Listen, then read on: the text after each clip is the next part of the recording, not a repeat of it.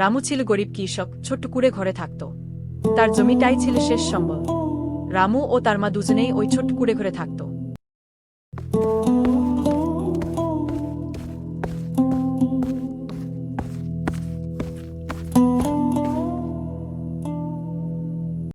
মাগো, বেলা অনেক হয়ে গেল, একটু মাঠ থেকে ঘুরে আসি।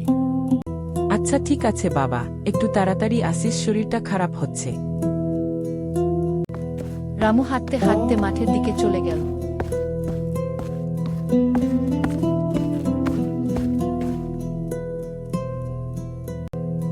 রামু সারাদিন খেটে খুঁটে ধান চাষ করত, কিন্তু তার ভাগ্য কখনোই তার সাথ দিতেও না। তার ফসলে পোকা লেগে গেল। হায় ভগবান, এবছর কি ফসল ভালো হবে না? জমিতে যেভাবে পোকা লেগেছে, ধান ভালো হবে না। যা করে উপরওয়াল। সে হাঁটতে হাঁটতে বাড়ির দিকে রওনা হলো। তখনই তার পাড়ার গণেশ তার রামুকে ডাকল। কি রে রামু, কোথায় থেকে আসলি? শুনলাম এবছর নাকি তোর ফসল খারাপ হয়েছে। হ্যাঁ, একটু মাঠে গিয়েছিলাম, জমিতে পোকা লেগেছে, গাছ সব মরে যাচ্ছে।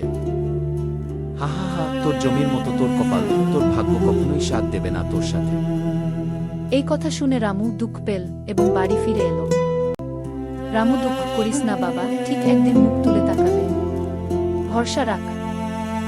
মায়ের কথা শুনে রামুর মন শান্ত হল।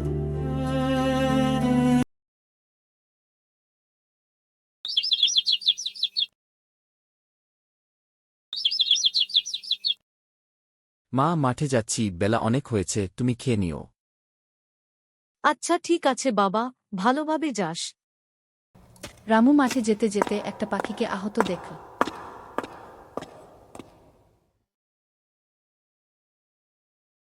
আহারে, পাখিটার ডাটা ভেঙে গেছে, খুব ব্যথা পেয়েছে। রামু পাখিটাকে নিয়ে বাড়ি ফিরল এবং তার মাকে দেখালো।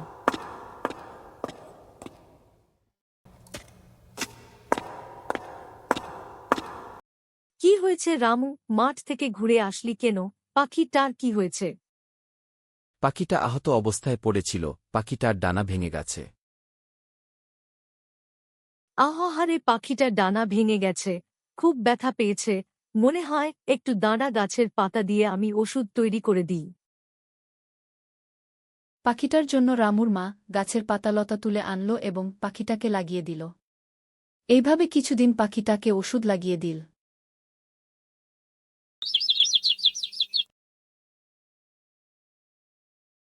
দেখো মা, পাখিটা এবার পুরো সুস্থ হয়ে গেছে। পাখিটাকে আকাশে ছেড়ে দিই। পাখিটা উড়ে যাওয়ার আগে মানুষের মতো গভীর দৃষ্টিতে তাকিয়ে দেখল। রামু খাবার খেতে খেতে দেখল গেটের সামনে একটা আলো ঝলমল করছে। রামু বাইরে বেরিয়ে এলো। বাইরে বেরিয়ে এসে দেখল একটা সুন্দর পরী দাঁড়িয়ে আছে। আমি সেই পাখিটা যার তুমি প্রাণ বাঁচিয়েছ। তোমার সততায় আমি মুগ্ধ হয়ে গেছি। উপহার হিসাবে এই বাস্ক দিলাম, এ থেকে তোমার যতটা প্রয়োজন ততটাই নিবে, লোভ করবে না। আচ্ছা ঠিক আছে, জাদুই পড়ি। রামু বাস্কু নিয়ে ঘরে গেল। বাস্ক খুলে দেখল সোনার পয়সা ঝলমল করে উঠল। মা, পরীর কথায় সত্যি, আজ থেকে আমাদের ভাগ্য বদলে গেল। উপরওয়ালা মুখ তুলে তাকিয়েছে বাবা। রামু কিছুদিন পর ঘুরতে গেল গ্রাম দিয়ে। তখনই গ্রামের গণেশ দার সাথে দেখা। কি গণেশ দা, কেমন আছো? হ্যাঁ রামু, ভালো আছি, তোর ভাগ্য তো বদলে গেছে। গণেশ দা, আসছি গো, বাড়িতে একটু কাজ আছে।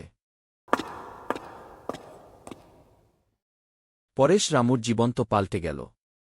কোনো গুপ্তধন পেয়েছে নাকি? এই কথা শুনে পাড়ার কানুর মনে লোভ জাগল।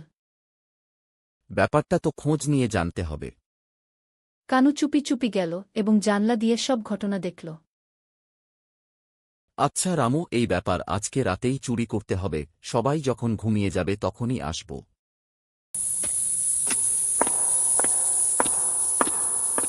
রাতে কানু চুপি চুপি ভাস্কর কাছে এগিয়ে গেল। বাস্কতে হাত দিতেই কে যেন তাকে ছুঁড়ে ফেলে দিল। উরি বাবা রে, মেরে ফেল, বাঁচাও বাঁচাও, কে আছো বাঁচাও, বাবা গো, ওরে বাবারে, উরি বাবা, বাঁচাও, এখান থেকে দৌড়ে পালাতে হবে, না হলে আমাকে মেরে ফেলবে। কানুকে এমন মার মারল সে গ্রাম ছাড়া হলো এক দৌড়ে গ্রামের বাইরে।